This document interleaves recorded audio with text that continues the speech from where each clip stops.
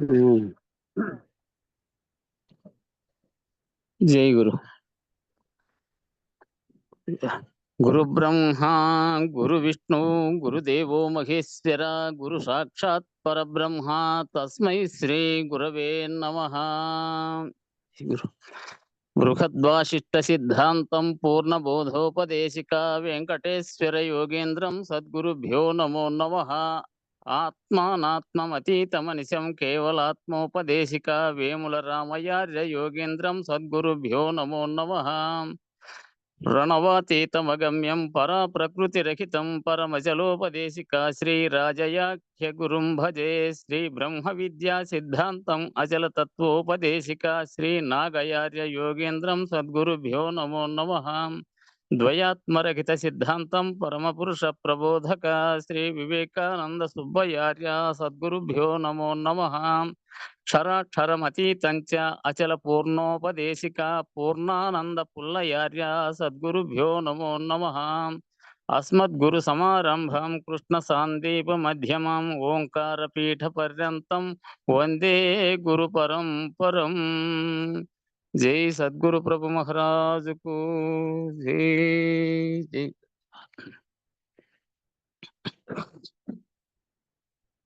श्री समन्तितमव्ययं परम प्रकाशमगोचरं भेदवर्जितमप्रमेयमनन्तमाद्यमकल्मषम् निर्मलं निगमान्तमद्वयमप्रतर्क्यमबोधकं प्रातरेव किमानसान्तर्भावयेद्गुरुपादुकम्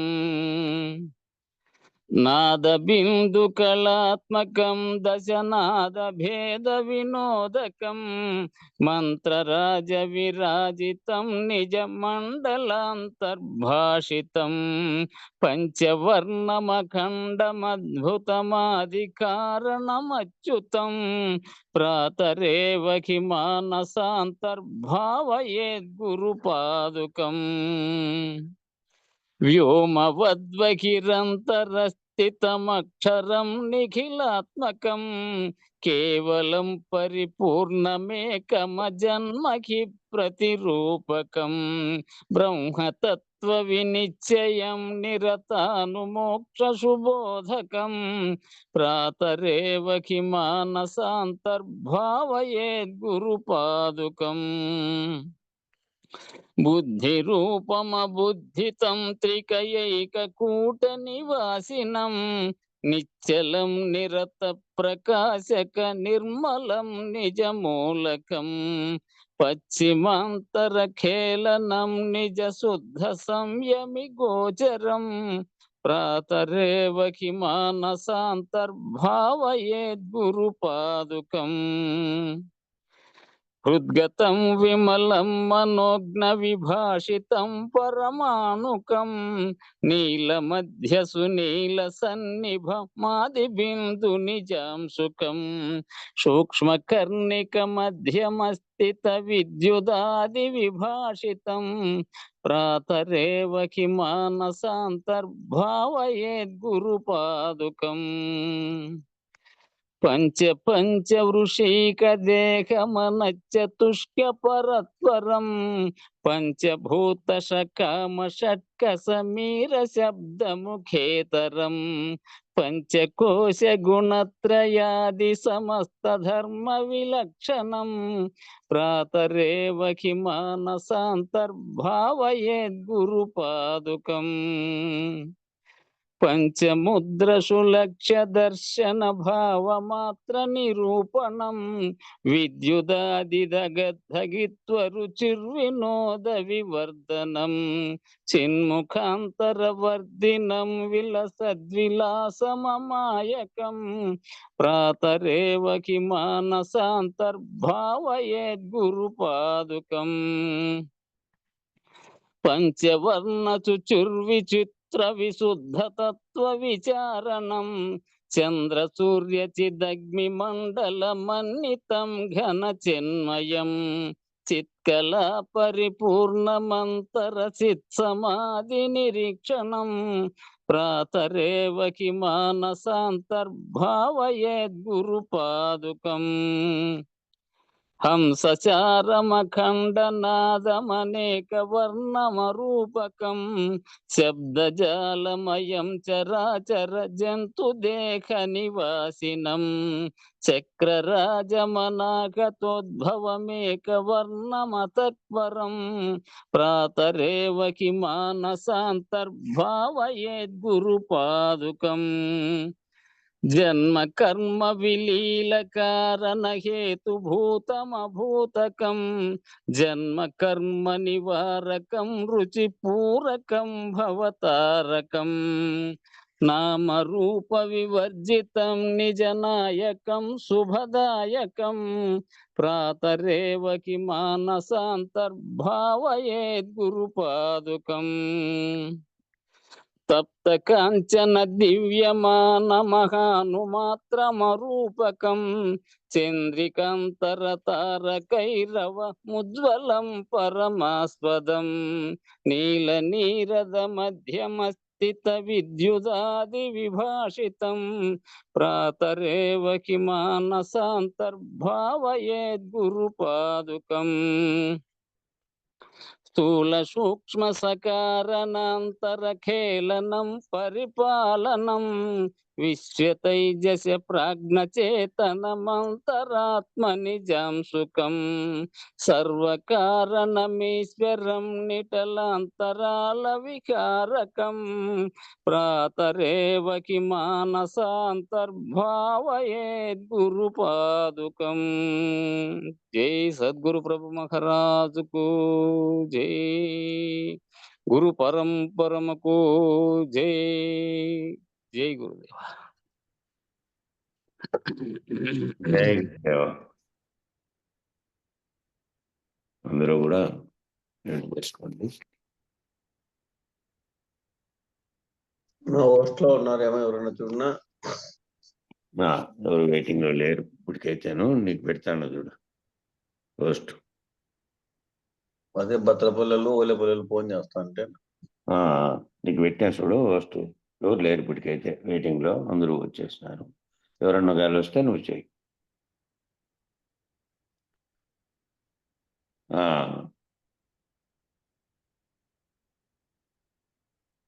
ఆ విధంగా వ్యవహారం నేను కాకుండా అంతరంగంలోకి చూసుకొని అంతరంగంలో ఈ బాహ్య అంతరంగంలో రెండింటిలోనూ కూడా విషయాల నిర్విషయ పద్ధతిలో ఉపసంహరించుకోబడి చేసేటువంటి అన్ని నిష్కామ కర్మ పద్ధతిలో ఆలోచనలతో సహా అన్ని చేసుకుంటూ వస్తే, ఇట్లా అంతరంగిక యజ్ఞం ద్వారా అనేది చేసుకుంటూ వస్తే కొద్దిగా బహిరంగంలో కొద్దిగా నిర్వాపార స్థితి ఏర్పడినట్టుగానే ఉంటుంది. అట్లయినప్పటికీ ఉత్తమమే. అది పూర్తిగా బయట చలనం లేకుండా, పూర్తిగా బయట చలనాలతో వ్యవహరించకుండా, విపరీతంగా వ్యవహార స్థాయిలో మునిగిపోకుండా ఉంటాడు.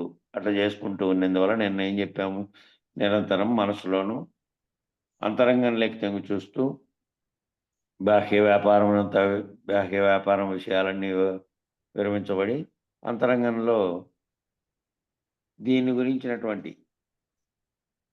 ఈ సత్యనేనుగా ఉన్నటువంటి ఏదైతే నీలో సర్వమును గుర్తి చేస్తోందో దాని వైపుకు నువ్వు మళ్ళించి దాని ధ్యానంలో దాని ప్రయాణంగా ప్రవృత్తి నుండి నివృత్తి దిశగా మార్చుకుంటూ చేసుకుంటూ పోయే కొద్దిగా మార్పు వచ్చి బాహ్య విషయాలు అంతగా తీవ్రంగా చెల్లించకుండా నీలో కొద్దిగా మార్పు వస్తుంది. ఆ విపరీతమైనటువంటి బాహ్యమైనటువంటి పనులు లేదా మనసులో వచ్చే ఇవన్నీ కుదించబడుతూ పోతాయి. మార్పు వస్తుంది. కొద్దిగా విరమించబడిన స్థితిలో ఉంటాడు కానీ అట్లుంటాడు. కానీ చేసే 1-2 పనులు 3-4 పనులు సామాన్య ధర్మం మేరకు, తన కర్తవ్యం మేరకు, తన ధర్మం మేరకు తాను నిర్వహించేటటువంటి ఏ పనినైనా 100% సమర్థవంతంగా చేస్తాడు.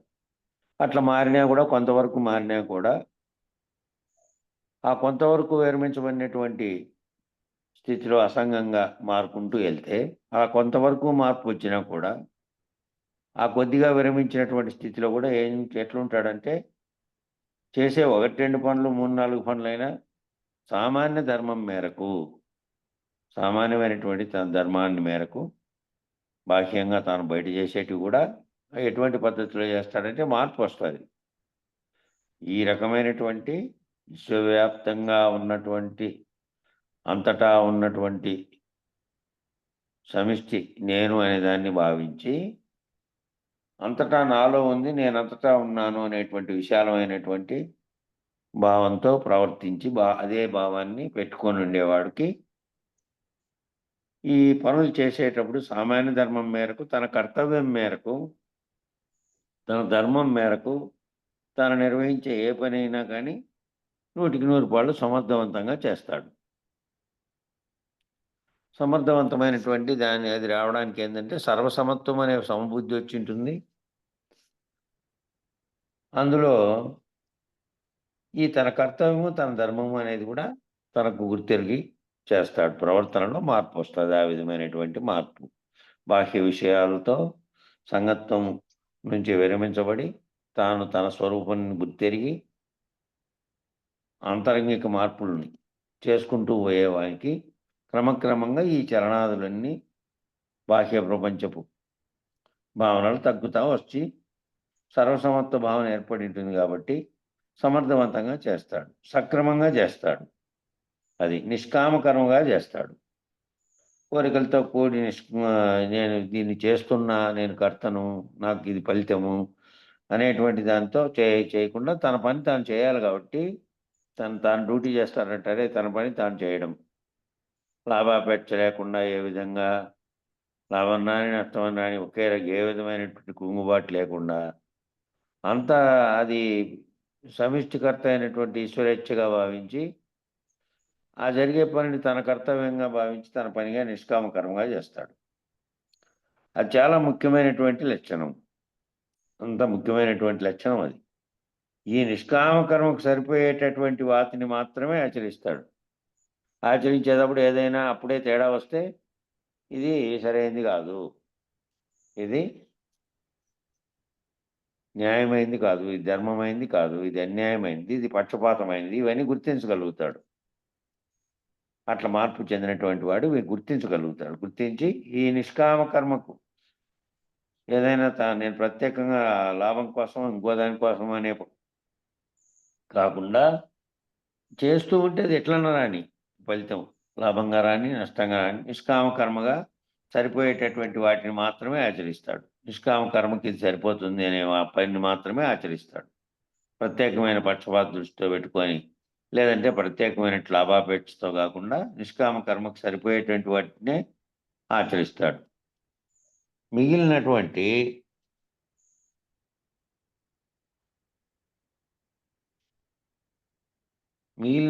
వాటిని ఆచరించడు. ఆ మిగిలిన వాటిని ఏవైనా అటువంటివి వచ్చినాయనుకో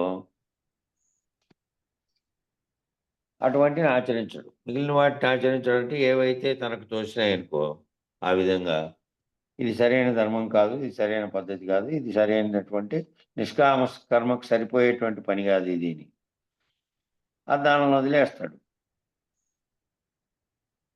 మిగిలినటువంటి వాటిని ఆచరించడం ఇది సరైన పద్ధతి, సరైనది కాదు అని నిర్ణయించుకోగలుగుతాడు. సకామ్య కర్మ ఏదైనా సరే, ఆ సకామ్య కర్మ అంటే ఆ కోరిక ఏదైనా కోరికతో కూడుకొని ఉన్నటువంటి కర్మ ఉంది అనుకో అది సకామ్య కర్మ అయి ఉండాలి. సకామ్య కర్మ అంటే ఉత్తమమైనటువంటి కోరికతో కూడుకొని ఉండాలి ఆ పని ఏదైనా చేసేటప్పుడు. అట్లా ఉంటే అది తన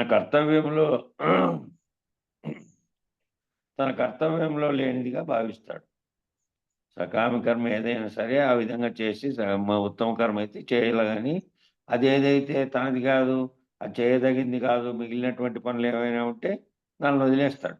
తన కర్తవ్యంలో లేనిది అని వదిలేస్తాడు. తన కర్తవ్యంగా ఎప్పుడు భావించడు.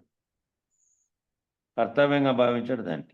తన కర్తవ్యం కేవలం నిష్కామ కర్మ మాత్రమే.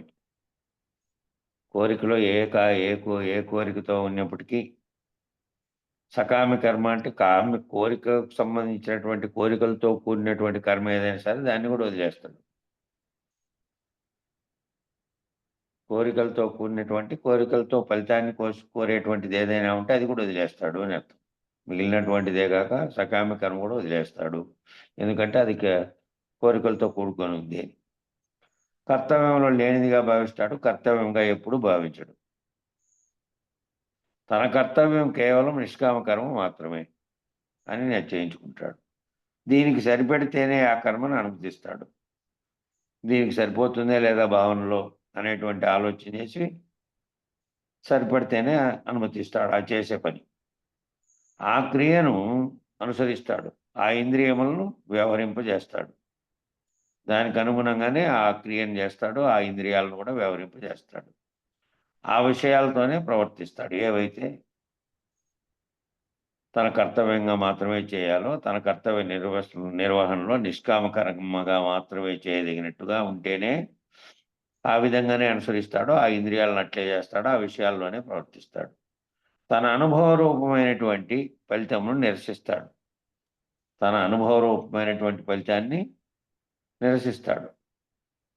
ఫలితమును నిరసించగలిగేటటువంటి విక్షేప లక్షణాన్ని నిరసింపగలిగేటటువంటి సమర్థమైనటువంటి తానైనటువంటి స్థితి యందు నిలకడగలిగేలా కలిగేటట్లు చేయడానికి ఈ అంతరంగిక యజ్ఞంలో భాగంగా అయ్యేటటువంటి వాటిని మాత్రమే ఆచరిస్తాడు. ఇక దాన్ని ఏ విధంగా ప్రవర్తిస్తాడు అంటే, తన అనుభవ రూపమైనటువంటి ఫలితమును తాను అనుభవం పొందినటువంటి రూపంలో ఉండేటువంటి గతంలో ఉండేటువంటి ఫలితాన్ని నిరసిస్తాడు. అనుభవ రూపమైనటువంటి ఫలితం కావాలి అని అంటే మళ్ళీ దాన్ని ఆశించినట్టుగా ఒక ఫలితాన్ని కోరి చేసినట్టుగా, కోరికతో కూడి చేసినట్టుగా అవుతుంది కాబట్టి ఆ ఫలితాన్ని నిరసించి, ఫలితమును నిరసించగలిగేటటువంటి ఆ ఫలితాన్ని నిరసించగలిగేటువంటి విశేషమైనటువంటి లక్షణాన్ని నిరసించగలిగేటటువంటి ఆ ఫలితం కోరేటువంటి లక్షణం ఉంటే దాన్ని విశేషంగా నిరసించగలిగేటటువంటి సమర్థమైనటువంటి సమర్థమైనటువంటి భావంతో తానైనటువంటి స్థితి యందు తాను తన స్వరూప జ్ఞానంలో నిలకడ చెందినటువంటి స్థితిలో నిలకడగలిగేటట్లుగా చేయడానికి ఈ అంతరింక యజ్ఞంలో భాగంగా అయ్యేటటువంటి వాటిని మాత్రమే ఆచరిస్తాడు. అప్పుడు బాహ్య విషయాలన్నిట్లో నుంచి విరమించుకోమని అని పైన ఈ యజ్ఞం ఎట్లా చేయాలి అంతరంగికంలో అనే దాంట్లో బయట చెప్పాడు కదా. బాహ్య విషయాలన్నిటినీ విరమించుకొని అంతరంగిక విషయాలు చేసేటప్పుడు కూడా విషయాలు, అనుభవాలకు సంబంధించినవన్నీ విడనాడి కేవలం తన నిజస్థితి యొక్క ఏదైతే నామరూపాత్మకమైనటువంటి నేను కాకుండా అసలు నేనుగా భావించబడుతున్నటువంటిది ఏదైతే ఉందో దాని యొక్క మూలంలోకి ఉపసంహరించుకుంటూ పోయి ఏదైతే వెనక్కి అంటే ఆకాశతత్వమైనటువంటి స్థితితో దాన్ని పోల్చారు. ఏది నిన్న శబ్దము అని వచ్చినప్పుడు అనాహత చక్రం వరకు తీసుకెళ్ళి దాన్ని అట్లా వెనక్కి ఉపసంహరించబడిన స్థితిలో ఏం చేయాలంటే ఈ భావంలో వచ్చేటివి కూడా అంతరంగిక యజ్ఞంలో భాగంగా అయ్యేటువంటి వాటిని మాత్రమే, దానికి సరిపోలేదనేటువంటి వాటిని ఆచరిస్తాడు. ఇంక మిగతావన్నీ విరమించుకొని మిగిలినటువంటి వాటికి విరమణ, మౌనము వహిస్తాడు. మిగిలిన వాటికి ఏం చేస్తాడంటే మిగిలినవి జరుగుతూ ఉంటాయి. తన కళ్ళ ముందరే జరుగుతూ ఉన్నాయి. తన ఆలోచనలు వచ్చినప్పటికీ వాటికి ఏం చేస్తాడంటే విరమణ, మౌనము పాటిస్తాడు. విరమించుకుంటాడు. తనలో మౌనం వహిస్తాడు. వాటి పట్ల ఏవైనా చేయాల్సి వచ్చినప్పుడు కూడా విరమణ పాటుతానేమి చేయడు దానిలో అటువంటి దానిలో ఈ పని మంచిది కాదు, ఇది సరైనది కాదు, ఇది ఈ పద్ధతికి సరిపోయేది కాదు, ఇది నిష్కామ కర్మగా చేయదగింది కాదు అనేటువంటి వచ్చింది కాబట్టి ఆ విధంగా విరమణ వాటిని ఆ పని చేయడు. పైగా మౌనం కూడా వహిస్తాడు. దాని మీద ఏమీ తాను ఇంక మాట్లాడడు. ఆ మౌనంగా ఉంటాడు. చేయడు అన్నమాట ఆ పని. అప్పుడు ఏమైపోయినాయి అంటే చేసేటటువంటి పనుల సంఖ్య పరిమితించబడింది. అప్పుడు ఏమైపోయిందంటే కొన్ని పనులైనా ఇది చేయదగినవి కాదు, ఇది మాట్లాడదగింది కాదు, ఇది మౌనం వహించాల్సిన విషయము అని నోరును ఒకవైపు అదుపులో పెట్టుకుంటాడా? ఇది మాట్లాడాల్సిన అంశం కాదు కాబట్టి దాని మీద మౌనం పాటిస్తాడు. అది మంచిది కానప్పుడు. చేయాల్సిన పని కూడా తగ్గించుకుంటాడు. ఇవన్నీ ఏవైతే అనవసరమైనవన్నీ ఉన్నాయో, ఏవైతే కామ్యక ఫలితాలను కోరి చేసేటివి ఉన్నాయో, ఏదైతే నిష్కామ కర్మకు అనువుగా లేదో ఆ పనులని ఆలోచించుకొని ఇది చేయదగిన పని కాదు అని విరమించుకునేటువంటి స్థితిలోకి వస్తాడు. కాబట్టి ఏమవుతుంది, రాను రాను ఇట్లా చేసే కొద్దీ అంటే పరిమితం అయిపోతుంది. ఆ చేసే పనుల యొక్క సంఖ్య పరిమితమవుతుంది. అనవసరమైనటువంటి విషయాలను మాట్లాడి ఏదైనా అది అంతరంగికంగా నేను భావన చెందుతున్నటువంటి, యజ్ఞంగా నిర్వహిస్తున్నటువంటి ఆత్మస్వరూప జ్ఞానం కొరకు నేను బయటవన్నీ విరమించుకొని లోపలొచ్చే ఆలోచనలు కూడా విరమించుకొని పోయినటువంటి చేసే ధ్యాన స్థితిలోకి ఈ అన్నీ అనవసరమైనవి వస్తున్నాయనే భావన చేత ఈ పనులను విరమించుకోవడమే గాక మాటల్ని కూడా అనవసరమైనటువంటి మాటల్ని కూడా విరమించుకుంటాడు. మౌనం వహించడము అంటే ఆ అనవసరమైనటువంటి వాటితో తాదాత్మ్యం చెంది ఆ భావ వ్యక్తీకరణ పనికిరానివన్నీ చేయడు. అవి వ్యక్తం చేసే కొద్దీ మాటలు మాట్లాడే కొద్దీ ఏమవుతుంది అంటే అది నిరంతర చలనాన్ని ఇంకా పెంచుతూ పోతుంది. చలనం తగ్గుతూ పోతుంది అంటే చేసే కర్మల పట్లే కాక మాట్లాడే మాటల్లో కూడా విరమణ వస్తుంది కాబట్టి, విరమణ ఏర్పడుతుంది కాబట్టి అప్పుడు ఏమైపోయినాయంటే చేసేటువంటి పనుల సంఖ్య పరిమితమైంది. తీవ్ర వ్యవహారములన్నీ కూడా పరిమితమైపోయినాయి. రజోగుణ తమోగుణ ధర్మాలన్నీ విరమించబడతాయి. రజోగుణ తమోగుణ ధర్మాలు విరమించబడి ఎప్పుడు సాత్వికంగా, ఎప్పుడు ఓ రకమైనటువంటి మౌన స్థితిలో ఉండిపోతాడు. తమోగుణ రజోగుణ ధర్మాలన్నీ విరమింపబడతాయి. రజోగుణ తమోగుణ ధర్మాలు మెల్లిగా వాటి ప్రాధాన్యంగా ఉండే అంశాలన్నీ తగ్గిపోతాయి. ఎందుకంటే నువ్వు మౌనం వహించినటువంటి స్థితిలో ఉన్నావు. అనవసరమైన వాదభేదములకు పోవు. ఒకటోది. తర్వాత వచ్చేసి నీ మనసుకు విరుద్ధంగా ఉండే పనులు చేయవు. తర్వాత వచ్చేసి నువ్వు అంతరంగంలోకి తొంగి చూసుకొని అంతరంగంలో ఆత్మస్వరూప యజ్ఞం అనే భావనలో నువ్వు దాని వైపుకున్నావు కాబట్టి బాహ్యంగా ఒకవేళ ఆలోచనల్లో తోచిన లేదా నీ కర్తవ్య నిర్వహణలో చేయాల్సి వచ్చినప్పుడు కూడా అటువంటి పనులు చేయవు, అటువంటి మాటలు మాట్లాడవు. దానివల్ల పనులు విరమించబడతాయి. కొన్ని కొన్ని నువ్వు ఈ గుణాలతో కూడినటువంటి రజోగుణ తమోగుణ ధర్మాలన్నీ విరమించబడి మౌనంగా ఉండే స్థితికి వస్తావు. ఏదైనా అవసరం ఉండి దీనికి సంబంధించిన ఈ జ్ఞానానికి సంబంధించిన విషయం అయితేనే మాట్లాడతావు. మిగతాదప్పుడంతా మౌనం అయిపోతావు. అట్లా. కాబట్టి అప్పుడు ఏమవుతుందంటే ఈ గుణాలలో మార్పు వస్తుంది. ఈ గుణాల తీవ్రతలో సత్వగుణ సంపన్నుడిగా మారుతావు. ఈ తమో రజోగుణ ధర్మాలన్నీ మెల్లిగా విరమించబడుతూ పోతాయి ఒక్కటొక్కటిగా. ఎప్పుడైతే ఇవన్నీ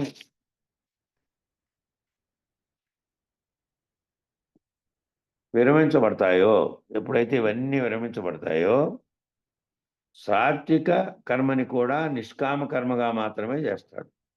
సత్వగుణంతో చేసేటువంటి ఉత్తమంగా చేసే పనులైనా సరే ఆ సాత్విక కర్మ సత్వగుణంతో చేసేటువంటి సాత్విక కర్మను కూడా ఎట్లా చేస్తాడంటే నిష్కామ కర్మగా చేస్తాడు. దాన్ని కూడా ఫలితాన్ని ఆశించి చేయడు.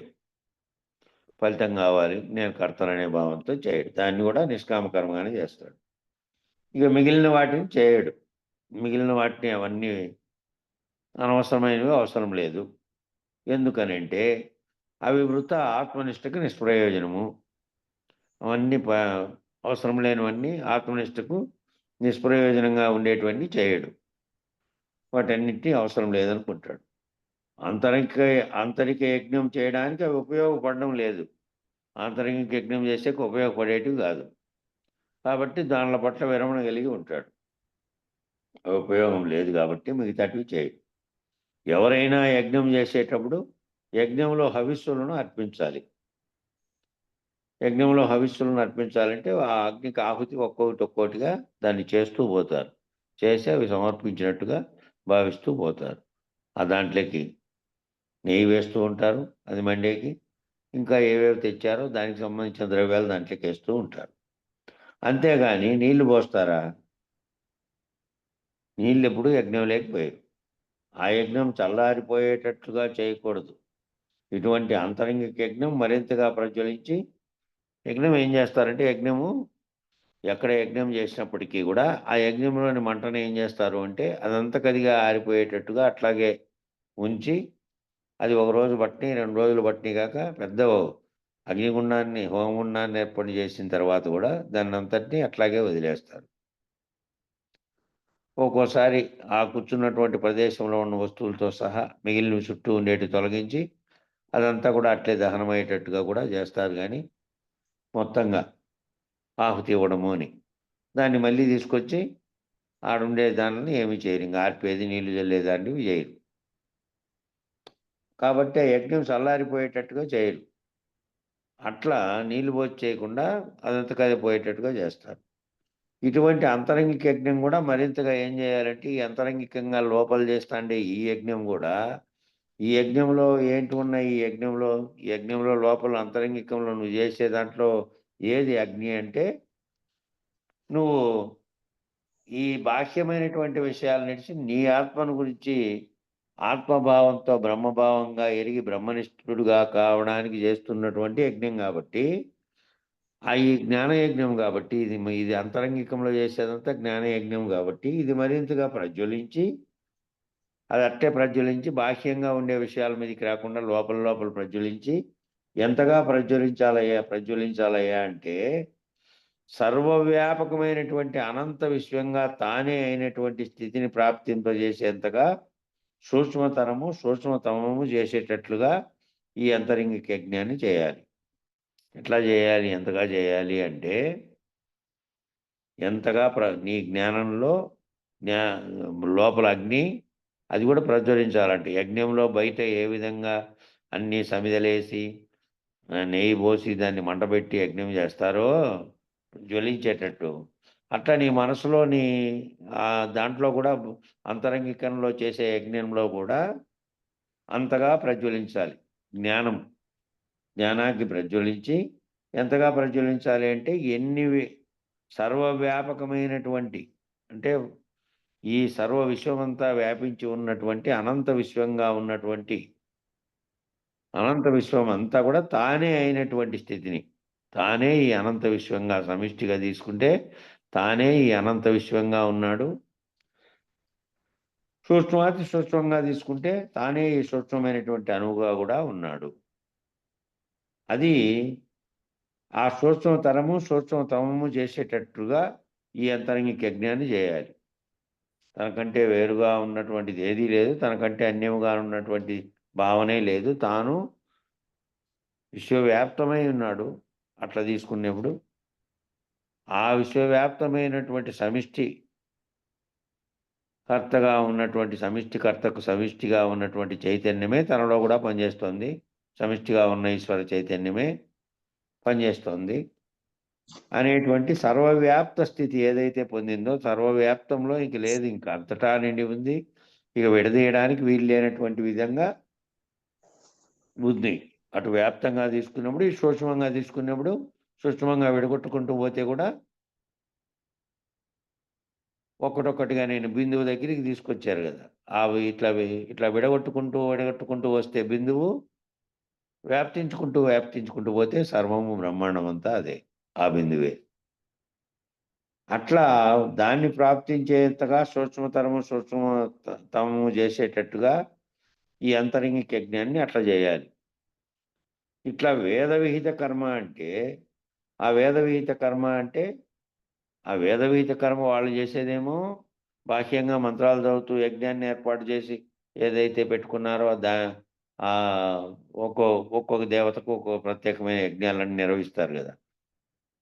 అవన్నీ కూడానేమో అవన్నీ జ్వలింపు చేసి వస్తువులను తీసుకొచ్చి తగలబెట్టి అవన్నీ చేసేటివి మంటల్లో వేస్తే దాని యొక్క హవిస్సుల్ని సమర్పిస్తారు అక్కడ. ఈ అంతరంగిక యజ్ఞం ఏంది?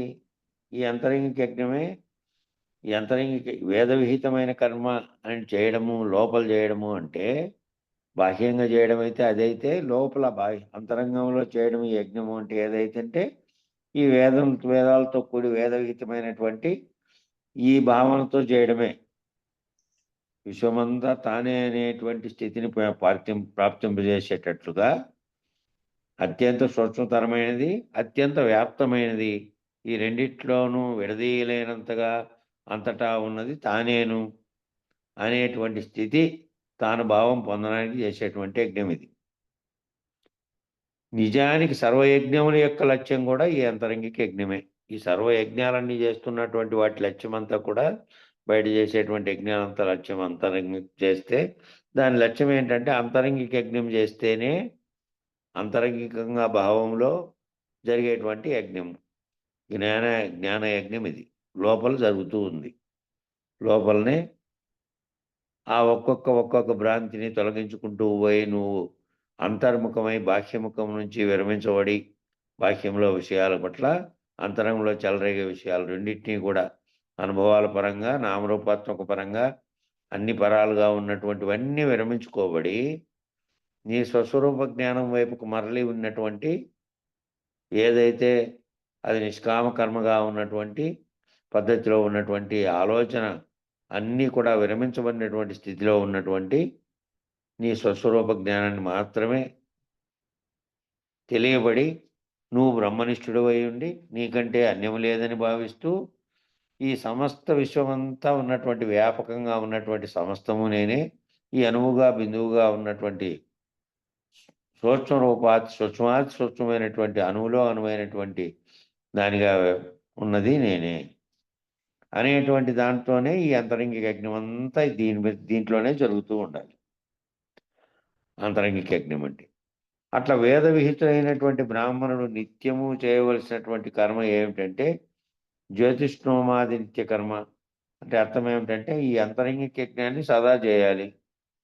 అంతరంగిక యజ్ఞం అనేది వేరే పనులు లేక మళ్ళీ మనం పోయినప్పటికీ దీని భావంలో ఉన్నది భావం నిలబెట్టుకుంటూ పోతుంటే ఆ భావనలో ఆ 24 గంటలు ఏం పనిలో ఉన్నా ఏ అవస్థలో ఉన్నా కూడా తాను సర్వవ్యాపకమైనటువంటి వస్తువుగా సర్వవ్యాపకమైనటువంటి అంతట్లోనూ బ్రహ్మాండం అంతటా ఉన్నటువంటి దాంట్లో ఉన్న చైతన్యంలో తానే ఉన్నాడు. ఇతరంగా ఈ జీవుడుగా తీసుకున్నప్పుడు సర్వంలోనూ సర్వజీవులు కూడా వేరుగా లేరు. అన్నిటి యొక్క చైతన్యం నామరూపాత్మకంగా మాత్రమే వేరుగా ఉన్నప్పటికీ ఈ అంతరంగ చైతన్యం ఒక్కటే అని ఈ భావనలో 24 గంటలు చేయాలి. అంటే వేరే పనుల్లో చేస్తున్నప్పటికీ పనిగా చేస్తున్నాం. ఈ బాహ్యేంద్రియాలతో ఆలోచన పెట్టుకొని ఆ పనిని నిర్వర్తిస్తున్నాం. దానికేం అది యజ్ఞం కాదు.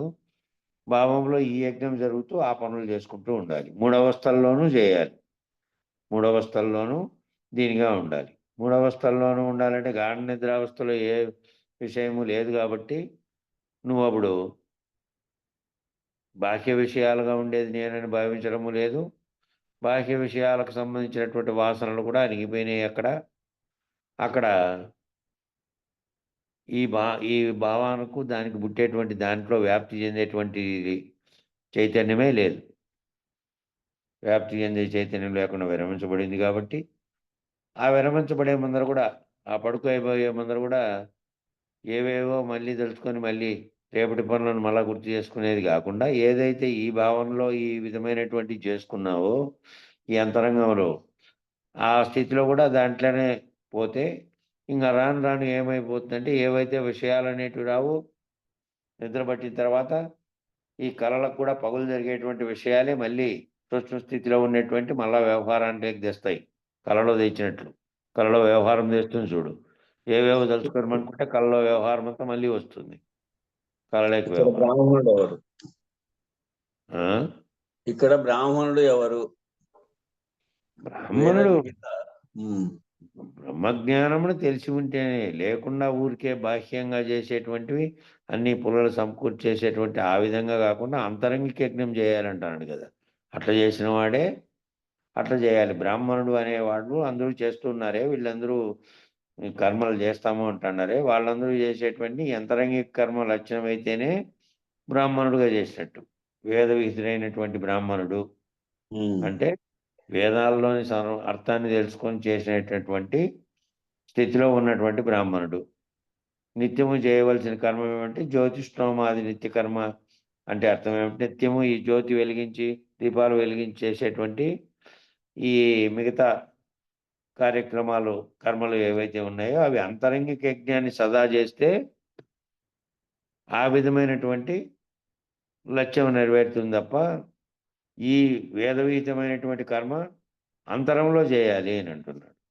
అంతరంలో అది మూడవస్థల్లోనూ చేయాలి. మూడవస్థల్లోనూ అంటే తురీయ స్థితిలో నిలబడేంత వరకు చేయాలి. తురీయ స్థితిలో అంటే మూడవస్థల్లో చేసిన దానికి సాక్షిగా ఉన్నటువంటి తురీయావస్థలో తాను వీటన్నిటికీ అతీతమైనటువంటి వీటన్నిటిని తెలుసుకుంటూ వీటన్నిటినీ చేస్తున్నటువంటి తను తాను కూడా గుర్తిస్తూ వీటన్నిటినీ మూడవస్థల్లో జరుగుతున్న విషయాలకు సంగమించకుండా ఉన్నటువంటి తురీయ స్థితిలో ఉన్నటువంటి ప్రత్యేగాత్మ స్థితిలో నిలబడేంత వరకు చేయాలి. సాక్షిగా నిలబడి నేననేటువంటి అసలైన నేనుగా ఒకటి ఉంది. ఆ అసలైన నేను సాక్షిగా ఉండి ఈ నామరూపాత్మకమైన నేను చేసే వ్యవహారములన్నీ చూస్తూ తురీయ స్థితిలో నిలబడేంత వరకు చేయాలి. అప్పుడు తురీయ స్థితిలో నిలబడటమే సత్యముగా నిత్యముగా లక్ష్యముగా ఎంచుకొని చేయాలి. మళ్ళా తురీయాతీతం అనేది తర్వాత సంగతి. తురీయ స్థితిలో నిలబడి చేయాలి అంటే తాను అని గుర్తొచ్చినప్పుడల్లా తానంటే తాను సర్వవ్యాపకమైనటువంటి సాక్షిత్వంతో ఉన్నటువంటి తురీయ స్థితిలో ఈ అన్ని మూడవస్థల్లో చేసేటువంటి సర్వ పనులను గుర్తించినా కూడా దాంతో సంగమించని స్థితిలో ఉన్నటువంటి నాలుగో స్థితిలో తురీయంగా ఉన్నటువంటి గుర్తెరిగే స్థితిలో ఈ మూడవస్థలకు అతీతంగా ఉన్నటువంటి స్థితిలో సాక్షిత్వ స్థితిలో ఉండాలి. అది ఆ విధంగా ఉండాలి. మూడో అంటే అట్లా నిలబడే వరకు ఆ స్థితి నీకు నిలబడే వరకు నిలబడేంత వరకు ఇది చేయాలి. 24 గంటలు చేయాలి అని అంటే వేరే పనుల్లో నువ్వు చేస్తున్నప్పటికీ ఆ చేస్తున్న పనిలోకి ఆ వ్యవహారం అంతా కూడా ఏమిటితో చేస్తున్నావు అంటే శరీర అవయవాలతోనూ నీ పనులు నువ్వు బాహ్యంగా పోయి చేసేట్టు చేస్తున్నావు. ఒకవేళ బాహ్యంగా పోయి చేసే పనులు చేస్తూ ఉన్నప్పటికీ మనసు ఒకటి లోపల ఆలోచన చేస్తూ ఉంటుంది కదా, అది పరిపరి విధాలుగా పోతుంది. ఆ పని మీద నిమగ్నమై ఉండాలి అంటే పనిలోకి మనసు పెట్టి ఉంటావు. పనిలోకి మనసు పెట్టి ఉన్నప్పటికీ ఆ పని జరుగుతూ ఉన్నప్పటికీ భావంలో అంతరంగికంగా ఏం చేయాలి అని అంటే ఈ మూడవస్థల్లో జాగ్రత్తలో చేస్తున్నది, స్వప్నంలో చేస్తున్నది, నిద్రావస్థలో చేస్తున్నది, ఈ మూడవస్థల్లో చేస్తున్నటువంటి పనులతో తాదాత్మ్యం చెందకుండా ఒకటి సాక్షిగా ఏదైతే ఉందో ఆ నిజనేననేటువంటి స్థితిలో దానికి అంతరంగిక యజ్ఞంలో ఏం చేశావు? అన్నీ విరమించుకుంటూ పోయిన తర్వాత నా స్వస్వరూపం ఏమిటి అంటే నేను ఆత్మస్వరూపుడుగా ఉన్నటువంటి సర్వవ్యాప్తమైనటువంటి సమిష్టి చైతన్యమైనటువంటి దాంట్లోనే నేను అంతటా ఉన్నాను. నేను ఎక్కడా కూడా అన్యముగా లేను. బ్రహ్మాండంలోను ఈ పిండాండ విచారణలోను ఇటు అటు రెండు వైపులా తీసుకుంటే అణువులో అణువుగా ఉన్నటువంటి బిందువుగా మళ్ళీ అక్కడ మహత్తులో మహత్తుగా ఉన్నటువంటి చైతన్యంగా అన్నిట్లోనూ నేనే ఉన్నాననే భావన మనసులో పెట్టుకుంటూ చేయాలి. ఆ తురీయ స్థితిలో నిలబడేంత వరకు చేయాలి. తురీయ స్థితిలో నిలబడటమే సత్యముగా నిత్యముగా లక్ష్యముగా ఎంచుకొని చేయాలి. ఆ తురీయ స్థితిలో నిలబడేదే లక్ష్యంగా. నేను సాక్షిత్వ స్థితిలో ఏ పని చేసినప్పటికీ ఏ కర్మ నిర్వహించినప్పటికీ ఏదైనప్పటికీ అవన్నీ కూడా సాత్విక స్థితిలో ఉన్నటువంటి దాంతో చేస్తూ నిష్కామ కర్మగా చేస్తూ మళ్ళీ తురీయ స్థితిలో నిలబడటమే సత్యంగాను నిత్యంగాను లక్ష్యంగాను ఎంచుకొని ఆ తురీయ స్థితిలో నిలబడటమే సత్యంగాను నిత్యంగాను లక్ష్యంగాను ఎంచుకొని చేయాలి. సాక్షిత్వ స్థితిలో ఉంటూ చేసే పనులతో సంగమించకుండా చేసినట్టు తాను అంటే నిజనేనుగా ఉన్నటువంటి తానుగా నిలబడి ఉన్నట్టు.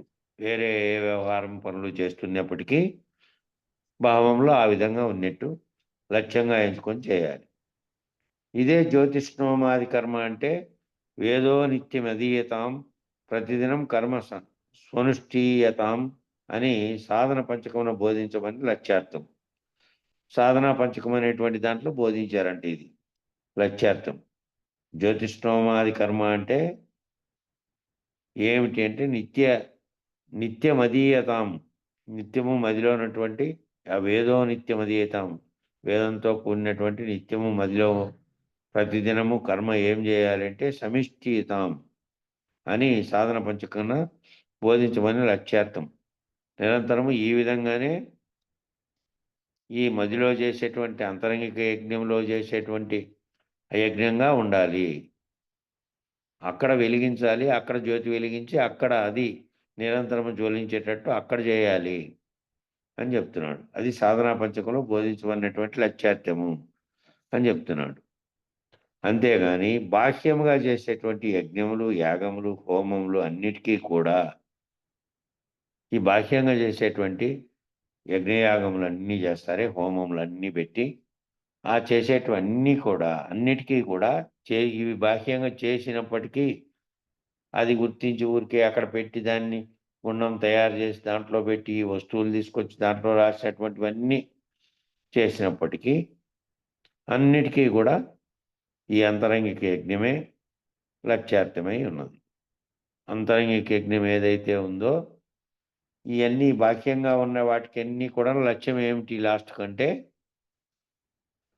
ఆ మంత్రాలన్నీ చదివి అవన్నీ చేసుకుంటూ చెప్పినప్పటికీ బాహ్యంగా ఎన్ని చెప్పినప్పటికీ ముందు లక్ష్యార్థంలో ఈ అంతరంగిక యజ్ఞం స్థితిలోకి రాకుండా చేస్తే అవన్నీ మాట్లాడుకుంటూ చేసినప్పటికీ ఎన్ని మంత్రాలు చదివి బయట ఆ విధంగా చేసినప్పటికీ దానివల్ల ప్రత్యేకంగా వచ్చి ఒకటి ఫలితం ఆశించి ఫలితం జరుగుతుంది ఈ విధంగాననేది ఉండదు. దాని లక్ష్యం ఏ విధంగానంటే దాని వైపుకు కాకుండా వచ్చేటువంటి ఆ విషయాల వైపుకని కాకుండా అంతరంగిక యజ్ఞం లక్ష్యంగా పెట్టుకొని లక్ష్యార్థం దాని లక్ష్యార్థం అంతా ఇదే అయి ఉంది. ఆ భౌతికంగా బయట చేసేటువంటి బాహ్యంగా చేసేటువంటి యజ్ఞములు, యాగములు, హోమములు అన్నిటికీ కూడా ఇది లక్ష్యార్థం. ఇదే అంతరంగిక యజ్ఞంలో నువ్వు నీ స్వస్వరూప జ్ఞానాన్ని ఎరిగి నువ్వు విశ్వవ్యాప్తమైనటువంటి చైతన్యంలో ఆ జ్ఞానంతో ఆ విధంగానే జ్వలించి ఆఖరికి చేరుకోవాల్సినటువంటి స్థితి నువ్వు బ్రహ్మాండంలో నువ్వు వేరుగా లేవు, సర్వత్రా వ్యాపించి ఉన్నటువంటిది నువ్వే. పిండాండంలో ఉన్నటువంటి వెనక్కి తీసుకుంటూ పోతే అణువుగా ఉన్నటువంటి బిందు స్వరూపంగా ఉన్నది నువ్వే. ఈ సర్వమును గుర్తెరుగుతున్నటువంటి సర్వము చేస్తున్నటువంటి బాహ్య అంతరంగిక వ్యవహారాలకన్నిటికీ కూడా సాక్షిత్వ స్థితిలో ఉన్నటువంటి తుర్యాస్థితిలో ఉన్నటువంటి వానివి నువ్వేను అనేదాన్ని నిరంతరము గుర్తులో ఉండి నిరంతరము అదే లక్ష్యంగా ఉండి నిరంతరము ఆ భావాన్ని కలిగి ఉండడమే లక్ష్యార్థము బాహ్యంగా ఎన్ని చేసినప్పటికీ. కాబట్టి బహిరంగంలో చేసేటటువంటివన్నీ కూడా కర్మయోగ ఉపాసనలో భాగంగా ఉన్నాయి. బహిరంగంగా చేసేటివన్నీ కూడా కర్మయోగ ఉపాసనలో భాగంగా ఉన్నాయి. అవి వేదవిహితమైనటువంటి కర్మలుగా భావించి దాంట్లో ఉన్నటువంటి ఆయా యజ్ఞాలకు మంత్రాలు చదువుతూ ఆ కర్మలు చేస్తున్నప్పటికీ ఆ కర్మలన్నీ కూడా కర్మయోగం సాధించి ఆ కర్మ ఉపాసనలో కర్మయోగం చేస్తూ నేను ఏ లక్ష్యాన్ని అయితే ఉపాసిస్తున్నానో దాన్ని ఉపాసిస్తూ ఈ మంత్రాలు చదువుతూ చేస్తున్నాను అనే భాగంలో ఉన్నాయి అవన్నీ బాహ్యంలో చేసేటువంటి యజ్ఞయాగములు, క్రతువులన్నీ. ఈ కర్మయోగ ఉపాసన భాగంగా చేయబడుతున్నటువంటి సర్వయజ్ఞములు, కర్మయోగ ఉపాసనలో భాగంగా చేస్తున్నటువంటి సర్వయజ్ఞములు, సర్వకర్మలు, సర్వయాగములు, వ్యోమములు, హోమములు, ధ్యానములు, యోగములు, ఉపాసనలు, అర్చనలు, ఈ నవవిధ భక్తి మార్గములు, గుళ్ళేకి పోయి చేసేటువంటి అర్చన, ఉపాసన, అభిషేకం చేయడము, ఇవన్నీ కూడా నవవిధ భక్తి మార్గములు అన్నీ కూడా 9 రకాలైనటువంటి భక్తి మార్గములు, నవవిధ భక్తి మార్గములు అన్నీ కూడా ఆఖరుకు ఆత్మనివేదన అనబడేటువంటి అంతరంగిక యజ్ఞాన్ని ఆశ్రయించడమే. ఈ 9 భక్తి మార్గాల్లో ఆఖరిలో ఏందుంది? ఆత్మనివేదన అనేది ఉంది. ఆత్మను నివేదిస్తే నిన్ను నువ్వే నివేదించుకున్న తర్వాత నీ గుర్తెరుగుతున్నటువంటిదే లేకుండా నివేదించబడిన తర్వాత ఏది గుర్తెరిగి ఏది సర్వమును చేయడానికి కారణమై ఉన్నది ఏది ఉందో ఆ ఆత్మ నివేదన, ఆ ఆత్మ అంటే బాహ్యంగా నన్ను నివేదించమని చెప్తున్నావా లేదా? ఆ యజ్ఞం కాడ యజ్ఞగుండం లేక ఏం చెప్తున్నావు వాడ? ఈ యజ్ఞం ఇవన్నీ చేసి అర్చనాకృతు అన్నీ చేసి పూజలన్నీ చేసి అభిషేకం చేసి అన్ని మంత్రాలు అయిపోయిన తర్వాత అన్ని మా భక్తి మార్గాలు అయిపోయిన తర్వాత లాస్ట్ భక్తి మార్గంలో నువ్వు సమర్పించాల్సింది ఏంటంటే ఆత్మ నివేదన. అది లేకుండా నేననే అసలైన స్వస్వరూపం ఉంది ఏదైతే దాన్ని నివేదించిన తర్వాత నువ్వు ఏంది నువ్వు ఆలోచించేది, నువ్వు భావించేది, నువ్వు యోచించేది, నువ్వు వ్యవహరించేది ఏదైతే చేస్తుందో అన్నిటినీ దాన్ని నివేదించావు ఇంకా. ఎరుక లేనటువంటి స్థితి లేకపోయేదనేదేమో ఆ ఎరుక ఎప్పుడు ఉన్నప్పటికీ ఎరుక లేకుండా పోయేది అని అంటే ఎరుక ఏదైతే దేనివల్ల అయితే సంకల్పించి సర్వము కలుగుతుందో ఆ చేస్తున్న వాడిని అన్నింటినీ తను చూస్తూ ఉంటుంది. శరీరం ఉన్నంతసేపు ఎరుకతోనే ప్రతి ఒక్కటి గమనిస్తాడు. గురువాక్యంతో సహా సర్వము ఎరుకతోనే తెలియబడుతున్నాయి. అది లేకుండా పోయేటటువంటి స్థితి రాదు. ఈ నవవిధ భక్తి మార్గంలో ఆత్మ నివేదన అనేటువంటి అంతరంగిక యజ్ఞాన్ని ఆశ్రయించడము అని కోరితే ఆత్మను నివేదించావు అని అంటే నివేదించబడినటువంటి ఆత్మ అనేది శరీరంలో ఉంది. శరీరంలో ఏదైతే గుర్తెరుగుతుందో దాన్ని నువ్వు దాని స్థితిలో నిలబడి నేను ఆత్మను అనేటువంటి స్థితిలో నిలబడి నివేదించిన తర్వాత తెలియబడే దానితో నువ్వు తాదాత్మ్యం చెందకుండా ఉండడం మళ్ళీ. కాబట్టి నవవిధ భక్తి మార్గాలలో లాస్ట్ అయినటువంటి ఆత్మ నివేదన అనబడేటువంటి అంతరంగిక యజ్ఞాన్ని ఆశ్రయించడం కొరకే. ఈ అంతరంగిక యజ్ఞాన్ని ఆశ్రయించడం కొరకే ఈ పైనవన్నీ యజ్ఞయాగాదులు, సర్వకర్మలు, సర్వయాగములు, హోమములు, ధ్యానములు అన్నీ చేశారు. మళ్ళీ అర్చనలు చేసి 9 రకాలైన భక్తి మార్గాలన్నీ చేశారు. అన్నిటికీ అంతరంగిక లక్ష్యం ఏమిటి అంటే ఆఖరుగా ఆత్మ నివేదన చేయడమే. కాబట్టి అట్ల పోయిండే వాళ్ళు ఏం చేస్తున్నారంటే కోరికలతో కూడుకొని నివేదన చేసి ఆ నివేదన అంతా చేస్తారు. ఆ స్వామి ఏమో చదువుతుంటాడు, గుళ్ళోకి పోయిన తర్వాత అన్నీ చదువుతుంటాడు మంత్రాలు, అన్నిటినీ మామానం అంటాడు, అన్నీ అంటావు. అన్నీ అన్న తర్వాత ఆ తీర్థం తీసుకుంటావు, ఆశీర్వచనం అన్నీ జరుగుతాయి. కానీ అక్కడ ఉన్నది ఏంది అంటే ఆత్మ నివేదన చేసినటువంటి కోరికలతో లేనటువంటి విధంగా చేయాల్సింది పోయి మామూలుగా చేసినప్పుడు ఏం జరుగుతుందంటే గుళ్ళోకి పోయి ఏదో మనసులో పెట్టుకొని స్వామి ఈ విధంగా నీకు చేసాం, అర్చన చేసాం, అభిషేకం చేసాం, మా మీద దయించి మా పనులు నిరాటంకంగా జరగని స్వామి అని ఏదో ఒకటి కోరుకునేటువంటి విధంగా ఉంటుంది మామూలుగా. కాబట్టి వారి లక్ష్యం ఏ విధంగానూ ఉండాలి అంటే సర్వకర్మలవి, సర్వయోగాలవి, హోమాలవి, ధ్యానాలవి అన్నీ కూడాను ఆత్మను నివేదించే విధంగా ఉండాలి. ఆత్మ నివేదన అనబడేటువంటి అంతరంగిక యజ్ఞాన్ని ఈ పైన ఇందాక చెప్పాడు. అంతరంగిక యజ్ఞం నిరంతరం బాహ్యంగా జ్వలించినట్టే లోపల జ్వలిస్తూ ఇది ఉండాలి. తానైనటువంటి స్వస్వరూప జ్ఞానం ఎరగబడి తాను బ్రహ్మనిష్ఠుడుగా నిరంతరము ఉండి తాను ఆ స్థితిలో పొందడానికి ఆ స్థితిలోనే ఏం పని చేసినా వ్యవహారం బాహ్యంగా అంతరంగికంగా చేసినప్పటికీ ఇది భావనలో ఉండేటట్టుగా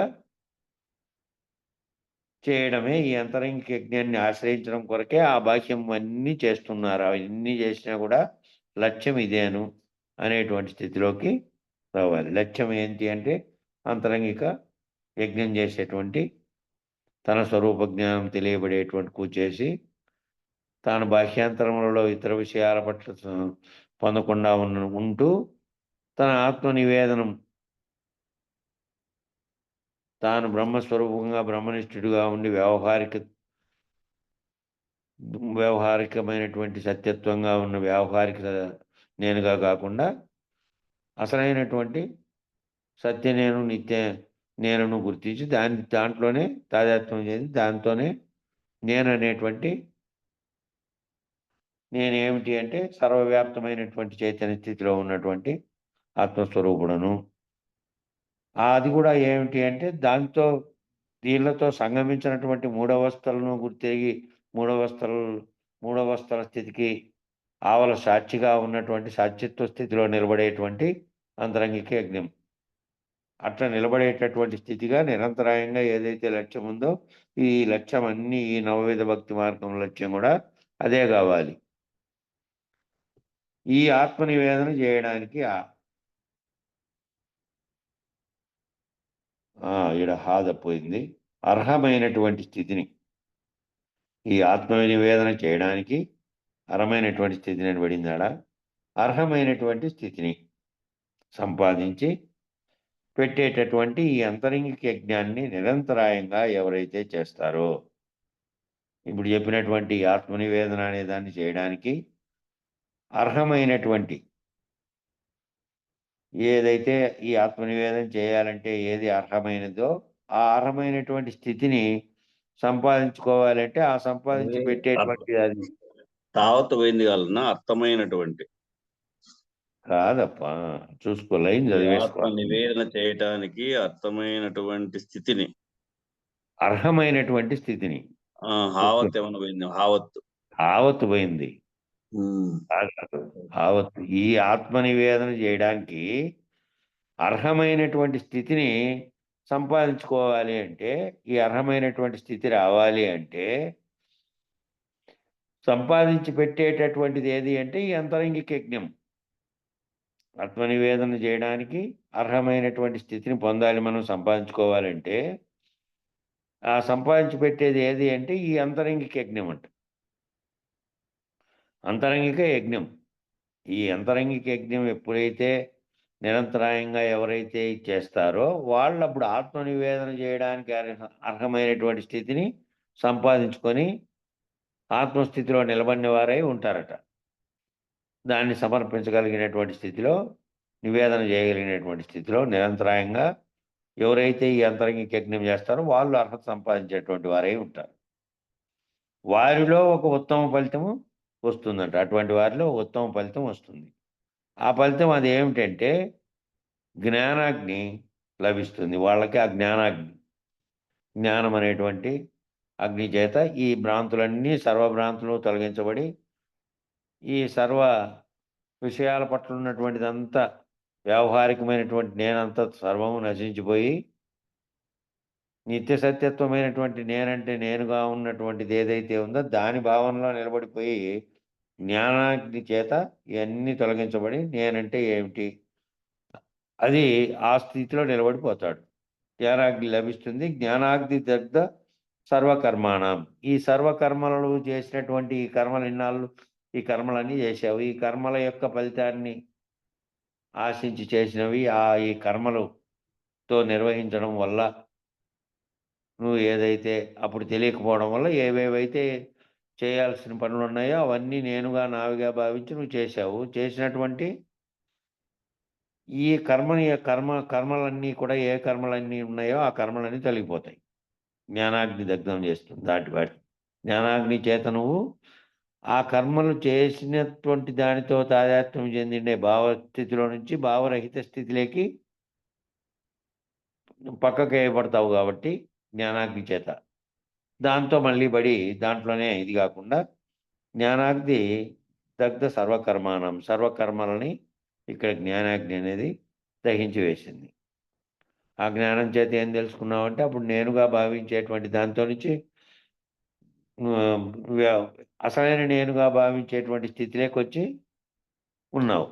అసలైన నేను అనేటువంటి భావనలో ఆత్మస్వరూపంలో ఉన్నావు కాబట్టి ఈ వెష్టిగా చేసేటువంటి కర్మల భాగంలో ఉన్నటువంటి నువ్వు ఆ కర్మల యొక్క దాంతో ఉన్నటువంటి ఆ కర్మలన్నిటినీ కూడా అది తొలగించి వేసింది. జ్ఞానాగ్ని అనేది దగ్ధం చేసింది. ఇక అన్ని కర్మలు అందులో దహించుకొని పోయినాయి. ఈ కర్మలన్నీ అందులో దహించుకొని పోయినాయి ఇంకా. అందుకని వాడు అట్లా చేస్తాను చెప్ప, అంతకుముందు ఇట్లా చేశాడు, వాడు అట్లుండే, వాడు క్రూరుడుగా ఉండే, వాడు ఇట్లుండే, వాడు కూడా గురువు దగ్గరికి పోయి ఇది పొందితే అవుతాడా? మామూలు వ్యవహారికంలో ప్రశ్న వేస్తాంటారు కొన్ని చోట్ల. అవన్నీ వెష్టిగా భావించి వెష్టిగా తాదాత్మ్యం చెందినప్పుడు చేశాడు. వాటి ఫలితాలను అనుభవించుతూ ఉన్నాడు. అవి ఈ జీవితంలోనే అనుభవిస్తాడు చాలా వరకు. ఇప్పుడు జరుగుతున్నట్టు వ్యవహారంలో వచ్చేటువంటి దేహానికి వచ్చేటివి బాహ్యంగా నువ్వు ఏదైనా పనులు చేస్తా అంటే కష్ట నష్టాలు జరిగేటివన్నీ నీ కర్మ ఫలితాల భావనలో జరుగుతున్నాయి. అయితే ఈ మిగిలిపోయినటువంటివన్నీ మళ్ళా జన్మకు కారణమయ్యేటివి ఏవైతే ఉన్నాయో ఆ జన్మకు కారణమయ్యేటువంటి వాటన్నిట్లో నుంచి నిన్ను తొలగింపజేశాడు కదా గురువు. వాటన్నిట్లో నుంచి నువ్వు ఏవైతే భావన చేస్తున్నావో అవే కదా మళ్ళీ పోయి మళ్ళీ కూడబెట్టుకున్నటువంటి సంచిత ప్రారంభ కర్మలన్నీ కలిసి ఆగామిగా మారడానికి కారణమైనటువంటి భావాలని దాంతో తాదాత్మ్యం చెందేదాన్ని విడగొట్టేశారు ఇక్కడ. గురువు విడగొట్టేసి అన్నీ జ్ఞానాగ్నిలో దగ్ధమయ్యేటట్టు నీ జ్ఞానం, నీ స్వరూప జ్ఞానం ఎరిగించి దాంట్లో మళ్ళీ ఏది విత్తనంగా ఉంటుందో ఆ విత్తనాన్ని కూడా తొలగించేసాడు అనుకో, ఆ విత్తనం కూడా లేనటువంటిది ఏంది ఇంకా? జగత్ అనే భావన, నీవనే భావన రెండూ తొలగిపోయినటువంటి స్థితిలో ఉన్నటువంటి నిర్గుణ, నిర్వికల్ప, నిర్వికార, నిరాకార అన్నీ నీ వచ్చేసినటువంటి స్థితిలోకి పోతుంది ఆఖరుకు. అది తన్రహిత స్థితి. గురువు చెప్పి మళ్ళా తాను తన్రహిత స్థితి భావం పొందేటప్పుడు విషయం అది.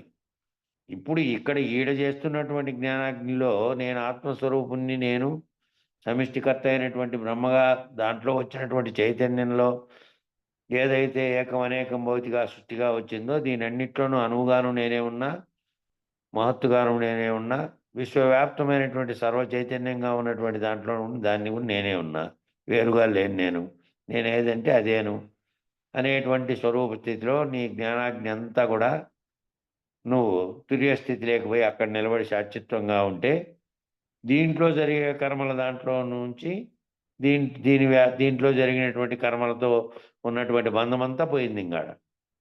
కాబట్టి అంతకుముందు ఎట్లుండి అంటే వాటిలో నుంచి మార్పు చెంది గురువాజ్ఞకు అనుగుణంగా, గురువాక్యానికి అనుగుణంగా నువ్వు మళ్ళా గురువాక్యం తీసుకుని తర్వాత గనక ప్రవర్తన ఆ విధంగా మారిపోతే అప్పుడు నువ్వు సాక్షిత్వ స్థితిలో ఉన్నటువంటి గురువాక్యం ప్రకారం ఏ స్థితిలో ఉన్నావో ఆ స్థితిలో కూడా సంగమించకుండా ఉండేటువంటి స్థితిలో, నువ్వు రహితమైనటువంటి స్థితిలో, అశరీర స్థితిలో నువ్వు ఉన్నప్పుడు శరీర సహితంగా అంతకుముందు ఏవో నీకు తెలియకుండా చేసినటువంటి కర్మలతో వచ్చిన ఫలితాలన్నీ కూడా కొట్టుకుపోయినాయి. ఇంకప్పుడు కాలిపోయి దగ్ధమై.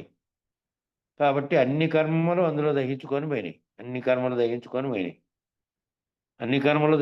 పోయినాయి అంటే నువ్వు ఆ విధంగా వ్యవహరించి ఆ విధంగా నిత్య సత్యత్వంగా ఉన్నటువంటి దానిలో ఉంటూ కూడా దాంతో కూడా సంగమించకుండా ఆఖరకు అశరీరమైనటువంటి శరీరం అంటే ఈ శరీరం కాదు, గుర్తిరిగే శరీరం లేనటువంటి స్థితిలో అశరీరుడుగా ఉన్నటువంటి గురుమూర్తి యొక్క వాక్యం చేత నువ్వు భావింపబడి ఉండాలి వ్యవహారంలో అన్నిట్లోనూ.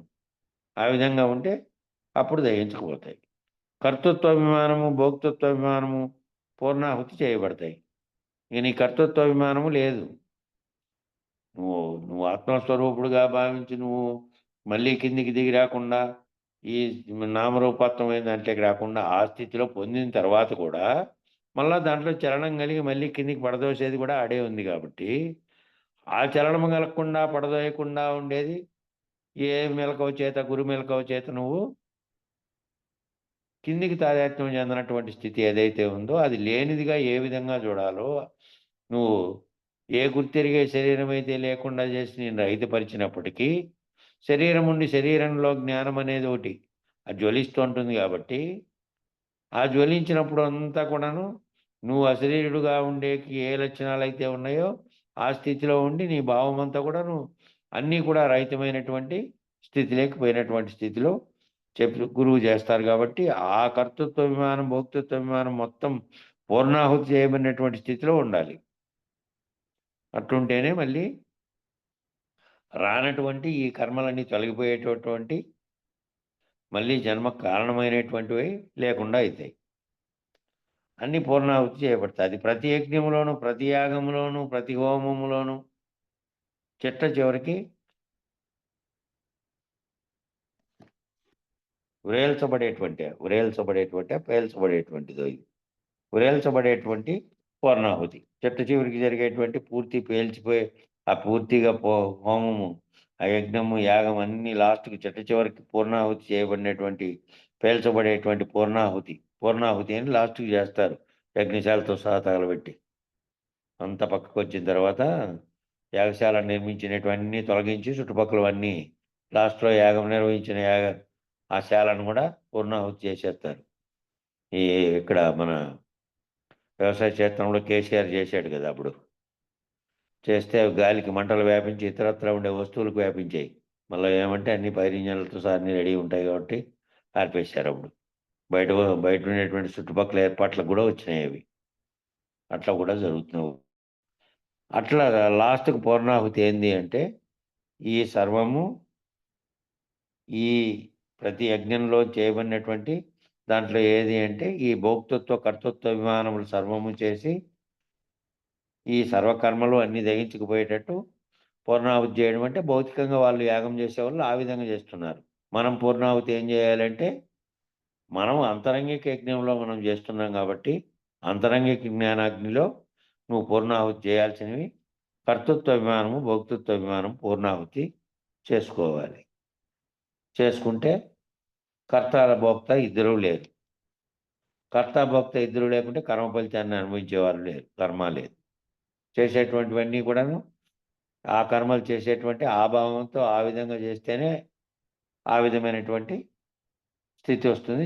చివరికి మనము ఆత్మనివేదనం అనేటువంటి చేసి అది కూడా లేనటువంటి అంతరంగిక యజ్ఞంలో ఆఖరుకు మొత్తం కర్తృత్వ భోక్తృత్వ అభిమానములన్నీ పూర్ణాహుతి చేయబడి నువ్వు ప్రాచ్యత్వ స్థితిలో నిలబడినటువంటి స్థితిలో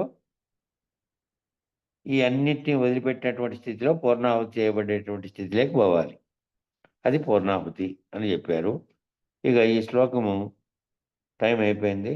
ఇది సర్వధర్మాన్ పరిత్యజ్య మామేకం శరణం ప్రజా అహం త్వా సాపేభ్యో మోక్షయిష్యామి మా శుచ అనేది దీంట్లోది.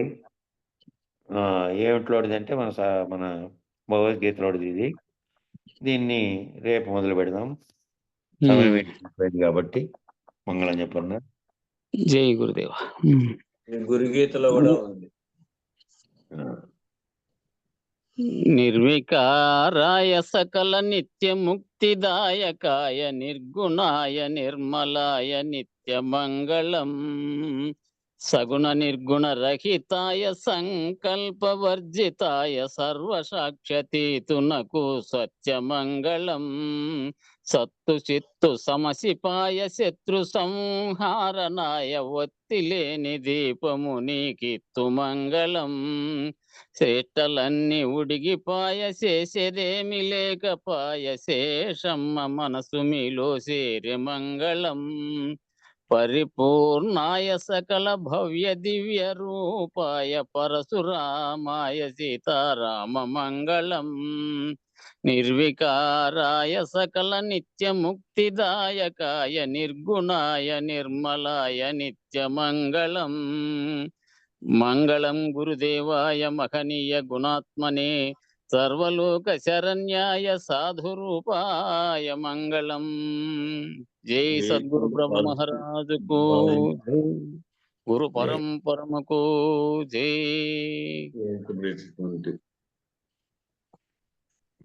అది కాల్తో వస్తుందన్న వేల్చబడేటటువంటి అంటే కాల్చబడే